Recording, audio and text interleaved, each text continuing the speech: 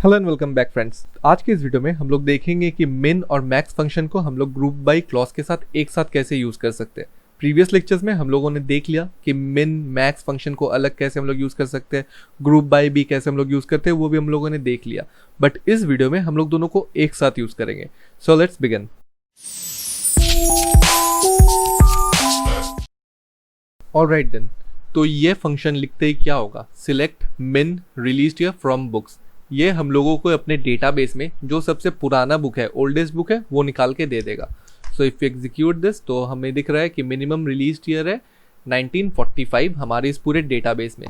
But अगर अब हम जानना चाहे कि हर एक ऑथर का सबसे ओल्डेस्ट बुक कौन सा है इस डेटाबेस में, मतलब सब ऑथर का जो भी पर्टिकुलर ऑथर्स है उनका ओल्डेस्ट बुक क्या है इस पर्टिकुलर डेटाबेस में, तो वो हम कैसे करेंगे। So now we will use the group by clause with this min function. हम लोग ये लिख लिए, select minimum release year from books. अभी चलिए इसको दूसरे लाइन में लिखते हैं, दिखने में अच्छा लगता है। और यहाँ पे हम लोग लिखेंगे group by author L name comma author F name. तो अब इसको एग्जीक्यूट करेंगे तो ये क्वेरी अनसक्सेसफुल बता रहा है, अननोन कॉलम ऑथर। अच्छा देखिए यहाँ पे मैंने गलती कर दिया, ऑथर एल नेम होना चाहिए और यहाँ पे ऑथर एफ नेम होना चाहिए।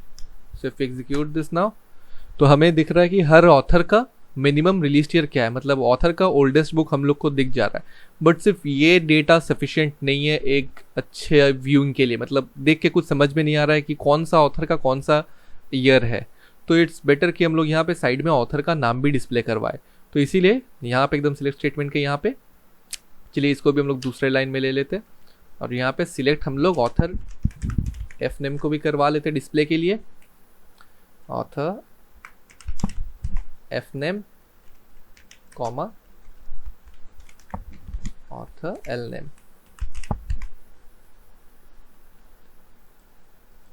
तो यहाँ पे कुछ, हाँ यहाँ पे कॉमा होगा, ठीक है। तो देखिए अब हम लोग को एकदम सही सा दिख रहा है कि ऑथर का पूरा नाम दिख जा रहा है और उनका मिनिमम रिलीज ईयर दिख जा रहा है। तो guys this is how we use group by clause with min max functions. अभी अगर चाहे हम यहाँ पे कि हमें दिखे कि एक पर्टिकुलर ऑथर का सबसे लंबा बुक कौन सा है, मतलब द मोस्ट पेजेस वाला बुक कौन सा है एक ऑथर का, और सबसे कम पेजेस वाला बुक कौन सा है एक पर्टिकुलर ऑथर का, तो वो भी हम लोग देख सकते हैं। बट उससे पहले आप एक चीज़ देख लीजिए कि यहाँ पे मैं जो ग्रुप बाई यूज़ कर रहा हूँ, यहाँ पे मैं ऑथर एल नेम भी ले रहा हूँ और एफ नेम भी ले रहा हूँ। वाई? तो इसका जवाब के लिए पहले यहाँ जो डेटा डिस्प्ले हो रहा है उसको देखिए कि एक ऑथर का नाम है डैन हैरिस, ठीक है, और इसका मिनिमम रिलीज ईयर शो हो रहा है 2014। और एक है फ्रीडा हैरिस जिसका मिनिमम रिलीज ईयर, मतलब ओल्डेस्ट बुक शो हो रहा है 2001। मतलब दे आर बोथ, मतलब दोनों अलग अलग ऑथर है और दोनों का अलग अलग रिलीज ईयर है, मिनिमम रिलीज ईयर। सो अगर अब हम यहाँ से ऑथर एल नेम से सिर्फ ग्रुप बाई करें और ऑथर एफ नेम को हटा दे, ओके, और यहाँ पे बाकी सब सेम रहने देते, देखते क्या दिखाता है। तो आप देखिए कि यहाँ पे फ्रीडा हैरिस रिमूव हो चुका है, अब सिर्फ डैन हैरिस शो हो रहा है और यहाँ पे शो हो रहा है 2001, जो कि गलत है।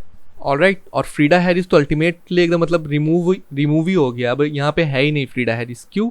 क्योंकि ग्रुप बाई काम कर रहा है ऑथर एल नेम के साथ। हम लोगों ने वही स्पेसिफाई किया हुआ है कि ग्रुप कर दो ऑथर के लास्ट नेम के हिसाब से। तो वो जब चेक करता है कि दो ऑथर का लास्ट नेम मतलब एल नेम सेम है, हैरिस और हैरिस, तो वो उसको कंसिडर करता है एज अ वन, इसीलिए उसको ग्रुप कर देता है एक साथ।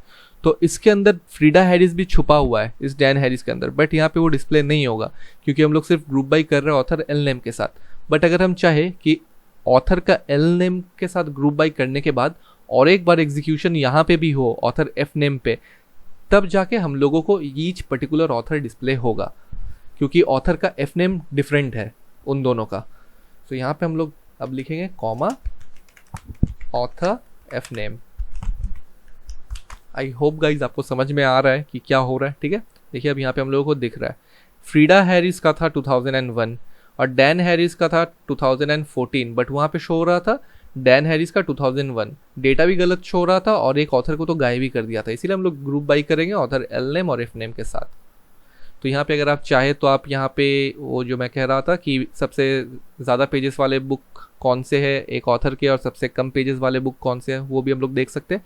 यहाँ पे जस्ट हम लोग पेजेस कर देंगे, ठीक है। अब इसको एग्जीक्यूट करेंगे तो झुम्पा लाहिरी का मिनिमम पेजेस है 198, वैसे सब ऑथर का दिख रहा है हम लोगों को। मैक्स यूज़ करना है मैक्स यूज़ कर लेंगे, सबसे लॉन्गेस्ट बुक दिख जाएगा। देखिए झुम्पा लाहिरी का सबसे लॉन्गेस्ट है 291। सो गाइज आई होप आपको ये वीडियो अच्छा लगा, आपको देख के समझ में आया, कुछ सीखने को मिला। If you enjoyed the videos then definitely give a like to the video. कुछ डाउट है तो कमेंट करिएगा, मैं उसको क्लियर कर दूंगा। And if you are new to this channel watching this video for the first time then go and subscribe to my channel if you want to know some. आपको अगर web development के बारे में information चाहिए, आप जानना चाहते हो इस फील्ड में कुछ, then definitely go and subscribe to my channel. Bell notification भी ऑन कर लीजिएगा ताकि आपके पास वीडियोज़ पहुँचते रहे daily. Okay, so I will meet you in the next lecture. Till then, thank you and have a great day.